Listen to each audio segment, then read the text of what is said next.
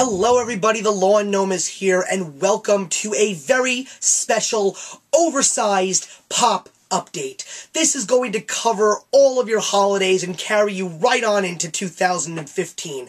Guys, I cannot get over how many awesome pieces of news we have received in the past couple of weeks, thanks to the CEO of Funko himself, and I can't even get over half the stuff that have been mentioned already, and that includes everything from mystery minis, Hikaris, whatever you want, but Pops, oh boy, we are in for some real treats. And it's an oversized pop review, which means this is going to run extremely long, because there's just way too much, and I just cannot wait to give all of you guys this awesome pop news.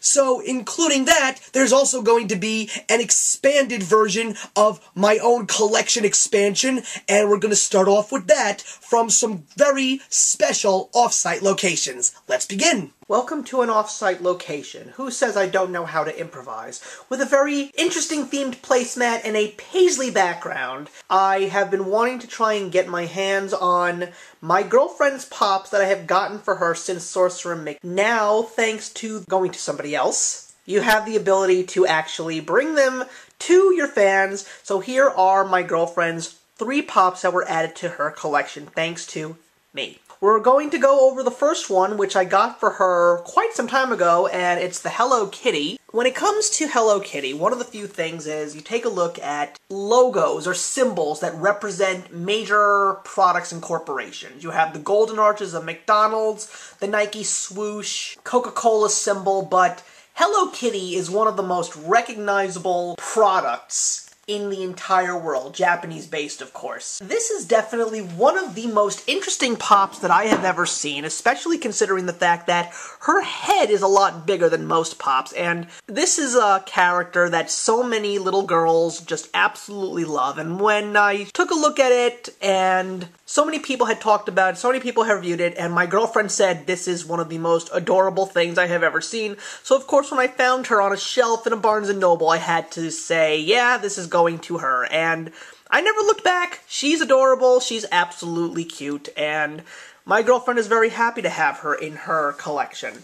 But, of course, words can't describe how excited she was when I gave her her housewarming present for her new apartment, which is where I am, and she is right now working on her work. Hi! Frozen Pops are a whole other story. We went to see Frozen, and she loves this movie, as did I, and when I found out that there were Frozen Pops coming, I just said to her, I can see myself getting the Olaf for you, but I wasn't so sure about the others, but when we took a look at what they looked like, she was like, Olaf and Sven, please. And Sven is really cool. I really appreciate the detail, especially on the fact that it looks like he is smiling, and you've also got some amazing detail in the antlers. The paint job on him is really well done. Very, very good sculpting detail on his body and his hair, but I think it's the Olaf that really stands out, because he is much smaller than most Pops, but he really resembles Olaf with the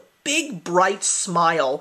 There are very few Pops that actually do have facial expressions besides the eyes, and I love that they included the mouth alongside the carrot nose and the outline around the black eyes, and I also like the fact that it's not the usual material that most vinyls are made of. There's a very hard plastic around it to make it look very glossy, very shiny, and he is also very small compared to the other ones. I mean, I'll just put him right next to Sven and Hello Kitty much closer together, and yeah, he's very small compared to them, but then again, when you take a look at him in the movie, he's pretty small as well. He's not going to be the only Olaf that's coming out. They're actually going to be expanding on the Frozen line, which is also really cool, but it just shows you how popular they are. Once again, from an off-site location, I now have a very interesting first in my Funko collection.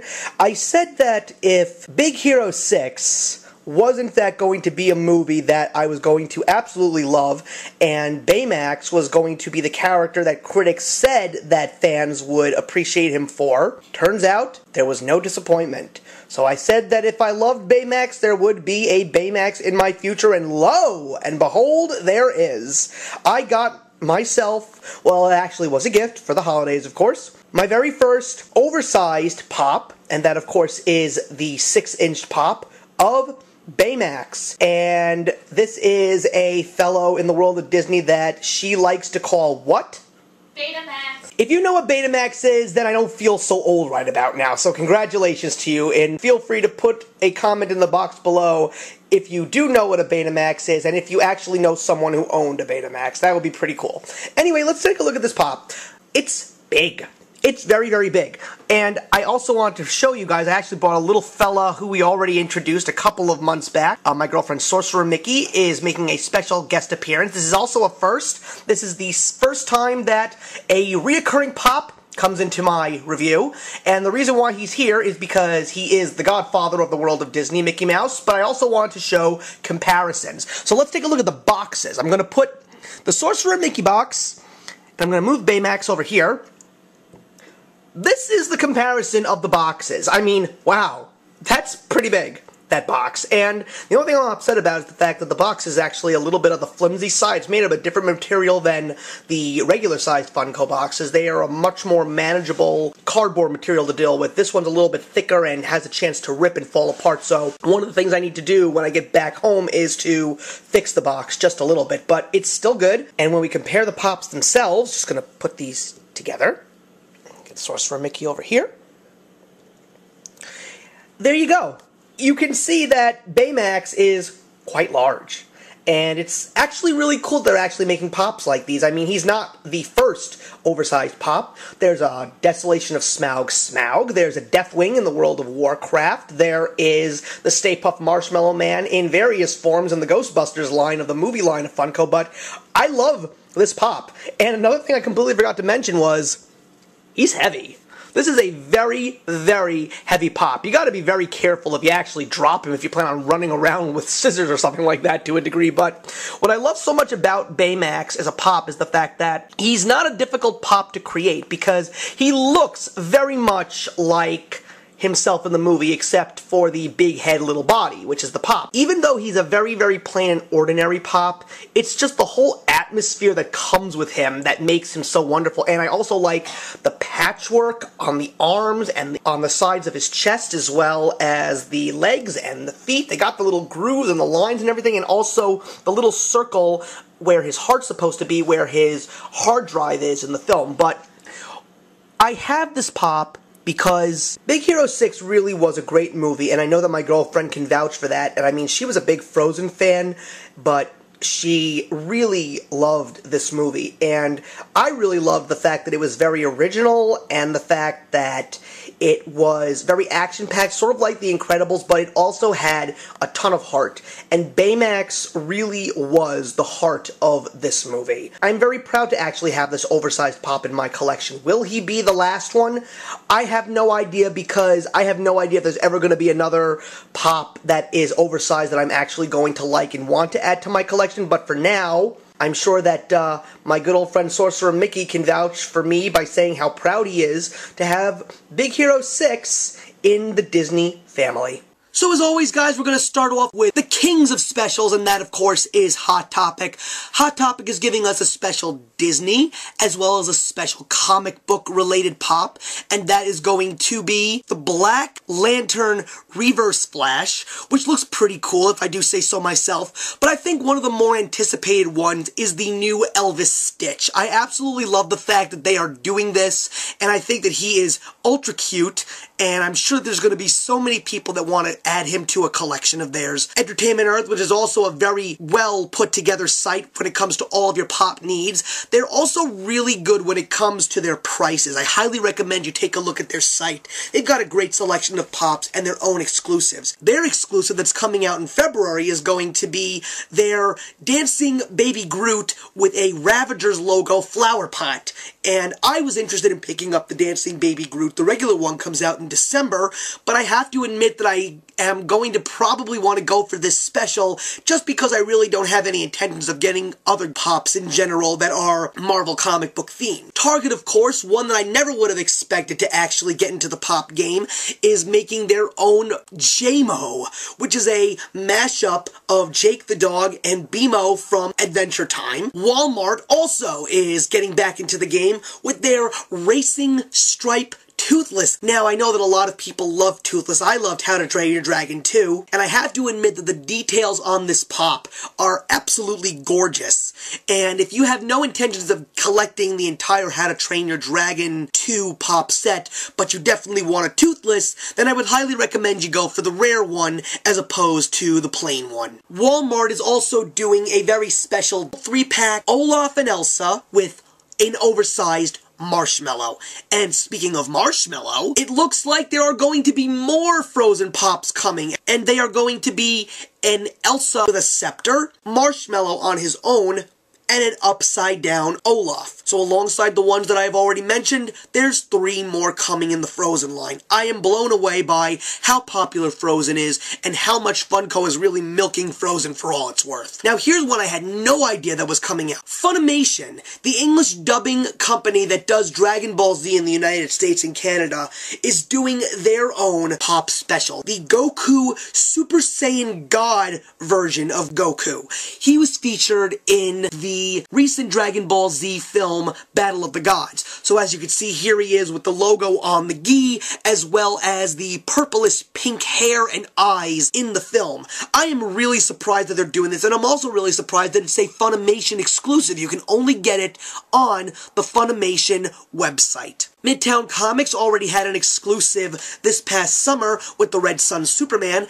and they are doing a Batman variant, and it is going to be the Thriller Killer Batman. I have no idea exactly what the reference is to Batman, so all you Batman fans out there, if you could explain to me who Thriller Killer Batman is, I would be greatly appreciated. And how about this for exclusives? They're not variants, but Walgreens? Yeah, the drugstore chain Walgreens is going to be expanding on the Marvel comic book line with their 4 exclusives. You can only find these to complete your Marvel set if you're collecting them at Walgreens stores. 4 Marvel characters, 2 versions of Spider-Man, the fan-favorite black suit Spider-Man, Spider-Man 2099, which looks badass, the Punisher, and I think one of the most detailed Marvel pops that I have seen since some of the Guardian of the Galaxies, the Venom pop. I love the detail, but I would definitely say that if you plan on getting this one, be very careful, because that tongue could probably snap off of that head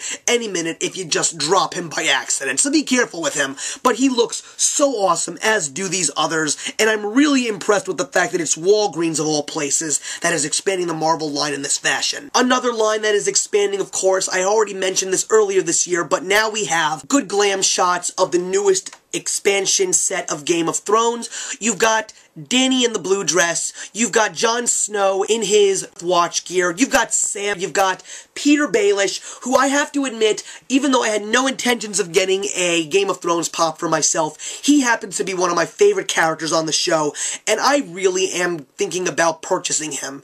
But then you've got Sansa Stark. Now, I don't know if this is an error, but this does not look like Sansa. This looks more like Catelyn Stark, if you ask me. Because Sansa's a redhead.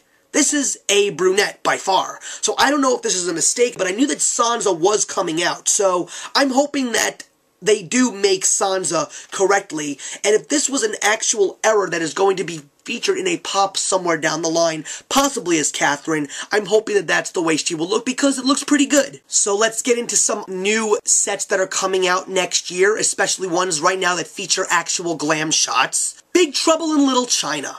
It's a fan favorite, but I just saw this movie for the first time over the summer, and I really don't know what its appeal is, but I will admit that the details on these pops are pretty awesome, especially Jack Burton, played by Kurt Russell, of course.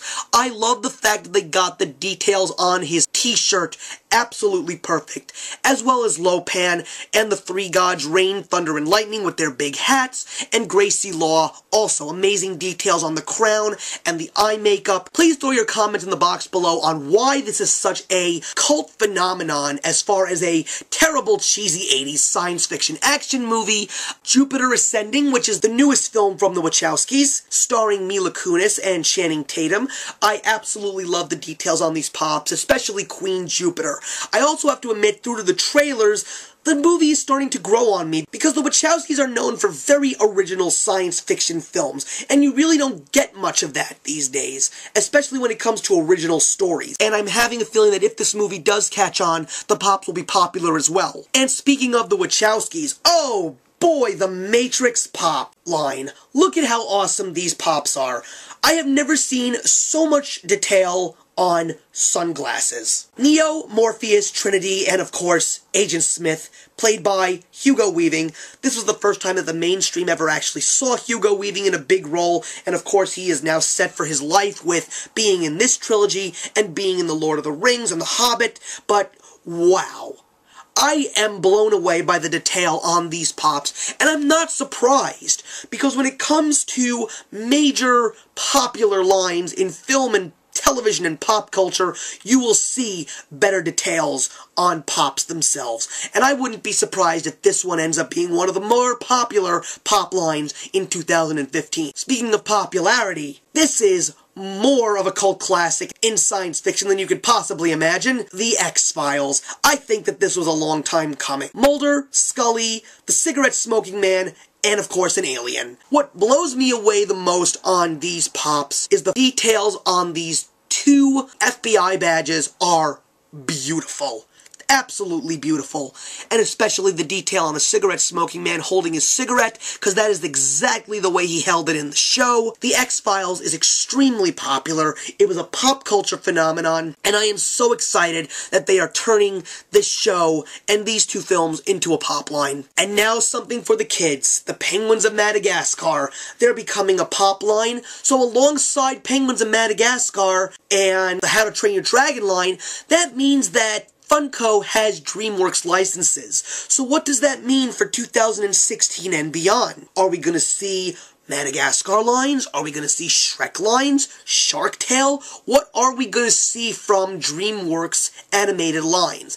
I'm really excited. I really love the details on these penguins. And also, of course, you've got Short Fuse coming out later on in the year, who was voiced beautifully by Ken Jeong in the film.